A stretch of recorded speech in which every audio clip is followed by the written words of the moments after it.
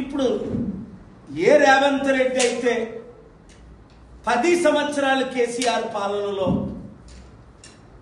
Mega కృష్ణారెడ్డిని రోజు తిట్టని రోజు లేదు. మెగా కృష్ణారెడ్డి గజ దొంగ, పెద్ద దొంగ, కాళేశ్వరం ప్రాజెక్టు.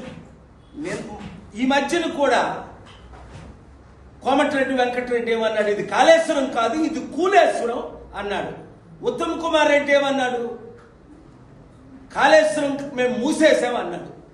ఓకే, మరి అలాంటి కాళేశ్వరం మెగా కృష్ణారెడ్డికి 15,000 కోట్ల ప్రాజెక్టు, 3 ప్రాజెక్టులు రేవంత్ రెడ్డి నిన్న ఎందుకు కాంట్రాక్ట్ సైన్ చేశాడు? 1,10,000 కోట్ల అవినీతి జరిగింది, 48,000 కోట్లు కనిపించట్లేదు.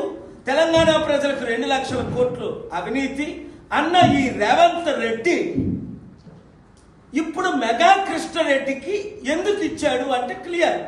కాంగ్రెస్ పార్టీకి మెగా కృష్ణారెడ్డి ఎన్ని వందల కోట్లు బాండ్ల ద్వారా, మరి బ్లాక్ మనీ ఎంత ఇస్తున్నాడో లెక్కే లేదు. ఎందుకంటే కాంగ్రెస్ పార్టీ గెలాలంటే మొన్న 4,000 కోట్లు ఖర్చు అయిందట. ఈ 4,000 కోట్లు ఎవరిస్తున్నారు? ఇదన్నీ డీటెయిల్స్తో అతి త్వరలో మీ ముందుకు నేను వస్తాను. నాకు నిన్న బెదిరింపు కాదు,